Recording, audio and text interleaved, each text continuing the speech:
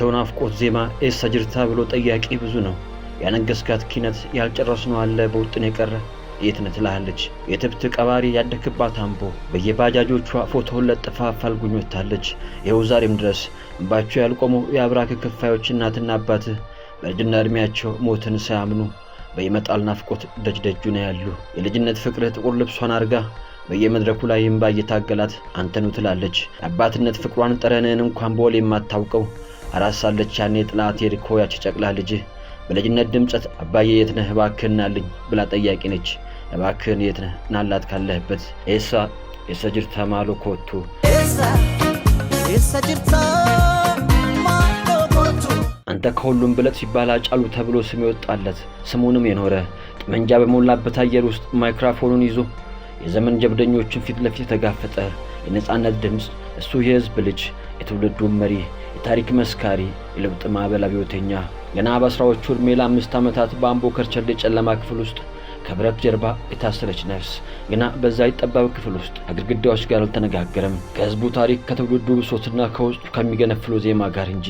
ልጅነት ተነጥቆ ካቴናው ሲጠለቅ ሰንሰለቶች ሲያቃጭሉ ጠመንጃ ያነገተ የወይን ቤት አለቃ አይኑን ቢያጉርጠሩት አጨያችን ሰዓት በልቡ ደብተር ላይ ለነገው ነጻነት ይከትብ ጀመረ። የወይን ቤት እልፍኝ ከብረቱ ጀርባ የፈሰሰው ቀለም በኋለኛው ትውልድ የነጻነት መዝሙር የድል ዜማ ሆነ። የቤገ መንጃለን የሰኝ ሞት ይብሎ አገሩን ከጫፍ ጫፍ አጥለቀለቀው። የአድዋን ፈረሰኛ አስታዋሽ ባለጎፈሩ ጦረኛ ከዜማ በላይ የሆነ ኃይል የህዝብ ልብ ትርታ የነጻነት አዋጅ ነጋሪ የትውልዱ ማርሽ ቀያሪ የማንነት መላሽ የፍትህ ጠበቃው ጥበበኛ ቀጭን ግን መድረክ የሚሞላ ጅርቱ አላቸው ወይ የሱ መለያው ነች። የገረርሳው ጌታ ሽለላው የሱ ነች። መድረክ ላይ ሲቆም ልዩ ጉልበት አለው። 2010 ሚሊኒየም አዳራሽ ያ የጀግንነቱ ከፍታ ማሳያ ታሪካዊት ምሽት አየሩ በጉጉት በለውጥ ናፍቆት ስሜት የተሞላ ሰሞን ህዝቡ ጢም ብሏል። ለሰማይ ለምድር የከበዱ የኦህዴድ መሪዎች ከመድረኩ ራስጌ ተደላድለው ሳለ ህዝቡ ቤት ሆኖ በቀጥታ ስርጭት የሚያዩት ትዕይንት የሙዚቃ ባንዱ ኢንትሮውን ገባ። ሙሉ ሱፍ እንዳጠለቀ ማይኩን አንግቦ በደፍረት ተሞልቶ ተጠባቂው ያጬ የትውልድን ድምጽ የፍትህ ናፋቂዎችን ጩኸት ይዞ ከመድረኩ ወጣ። ማንም ሊናገረው ባልደፈረ እውነት ቅኔም ልብም ዘረፈ። ያ ምሽት ስልጣን በጥበብ ፊት ተርበድብዶ ታየ። እውነት የምታፋ ማይክ ፍርሃት ያሸነፈው ብርቱ ድምጽ የተኙትን የቀሰቀሰ የወደቁትን ያነሳ ለተራቡት እውነት ጉርሻ ለተጠሙት የፍትህ ውሃ ያቀበለ የተበታተነውን ልብ በአንድነት ዜማ ያሳስረው ሕያው ምልክት ላይፍ ተላለፈ። ገና ብዙ ያሳየናል የተባለው አብሪ ኮከብ ሰኔ 22 2012 ዓ.ም ቀኑ እንደማናቸውም ቀናት የመሸ ቢመስልም ለኢትዮጵያ ግን ጥቁር ጠባሳ ጥሎ ያለፈ ሌሊት ነበር። በጥበቡ በድፍረቱና በዜማዎቹ የትውልድ ድምጽ የሆነ ወጣት በተተኮሰ ጥይት ሕይወቱ ማለፉ ተሰማ። ያቺ ሰዓት የአንድ ድምጻዊ ማክተም ብቻ ሳይሆን የአገሪቱን የፖለቲካና ማህበራዊ ረፍት ያወከ ድንገተኛ መብረቅ ነበረች። ያ የነጻነት ሰንደቅ የትውልዱ ድምጽ ያ የቁርጥ ቀን ልጅ በድንገት ተቀጠፈ። ሰደድ እሳት የነበረ ዜና የሆነውን ማመን አቅቶት አደባባይ የወጣ ወጣት በየቤቱ የቆዘሙ አባትና እናት ቁጭትና ሐዘናቸው ወደር አልነበረውም። አዎ ሃጫሉ ሁንዴሳ ዛሬ በአካል የለም።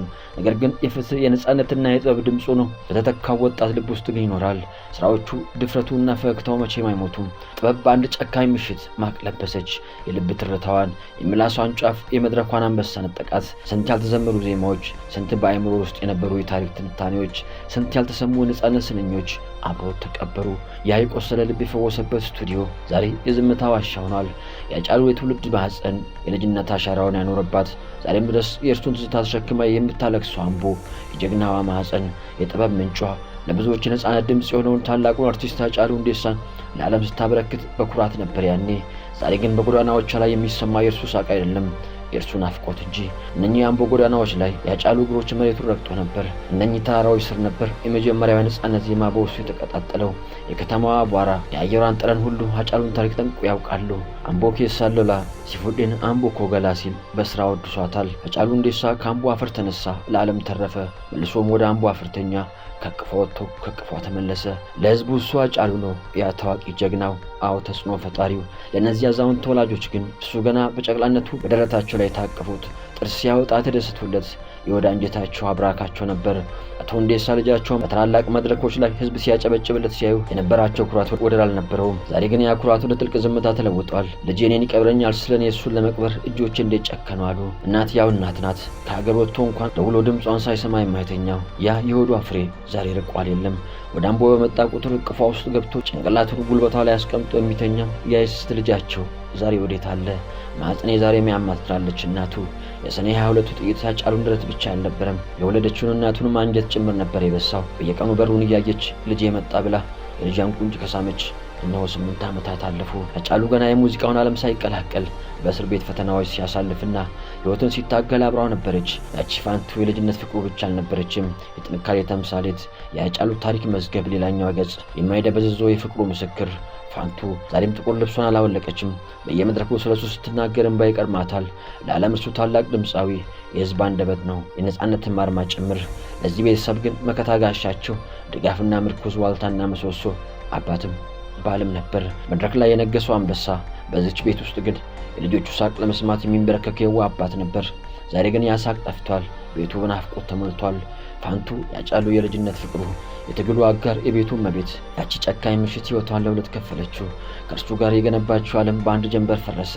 ዛሬም ድረስ ወደ መኝታ ክፍሏ ስትገባ የእሱ ጠረን ይሰማታል። ጃኬቱ ስታቅርፍ አብረው ያሳልፏቸው የችግርና የደስታ ዘመናት በዓይኖቿ ፊት ይፈሳሉ። ለምን ጥለኸኝ ሄድክ የሚለው ጥያቄ ምላሽ የለውም። ለእሷ ሃጫሉ መቼም አይሞትም፣ ግን ናፍቆቱ እንደ እሳት በየቀኑ ያንገበግባታል። ደግሞ ወዲህ ሌላ ሐዘን። በየቀኑ ወደ ደጃፍ እያዩ አባባ መቼ ይመጣል ለሚለው ጥያቄ ምላሽ ምን ይሆን? እነሱ አባታቸውን የሚያውቁት ፎቶግራፍና በቴሌቪዥን ብቻ ሆኗል። ያ ጠግበው እንኳን ያላጣጣሙት የአባታቸው እቅፍ ይናፍቃቸዋል። ያ የተጫወተበት ቀዬ፣ ያ የሳቀበት ሳሎን ዛሬ በትዝታ ተሞልቷል።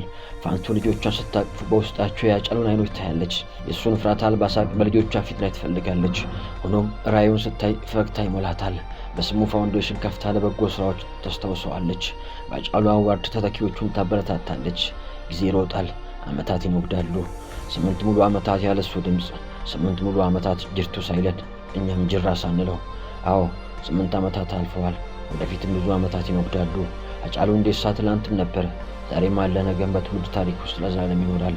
ያ መድረክ ላይ እንዳንበሳ የሚያገሳው፣ ማይኩን ይዞ ህዝቡን በአንድ እጁ የሚያዘው፣ ከመድረክ ጫፍ ጫፍ የሚንጎባለለው፣ ያ በቅነት የሚፈነጥቀው ሳቅ ዘወትር ይናፍቀናል። የሥራ ሐውልት በልባችንም በአደባባይም ተክለናል። ፈገግታው የልባችን ማተም፣ ዜማው የነጻነታችን አርማ ሆኖ እስከ ወዲያኛው ይዘልቃል። ተስፋ ባይኖር ኖሮ ዋንጫ አይኖርም ብለህ የአርሰናልን እንድንኖር ሳታይ ከነ ተስፋ ነቁርክ።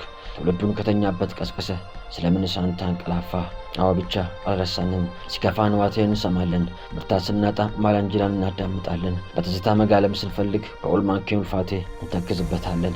ጅራ እንዳንል ጅርቱ አላልክንም ወይ? አድራሻህን አልነገርከን ነገር ዘውትር የሰጅርታ ማሎኮቱ የት ነህ እባክህን እያልን በአንተው ናፍቆት ዜማ ከማትሰማን ሰማይ ከማትመጣበቱ ኮቱ ብቻ እያልን እኛ እንዳለን አለን። አንተ ግን እንዴት ነህ?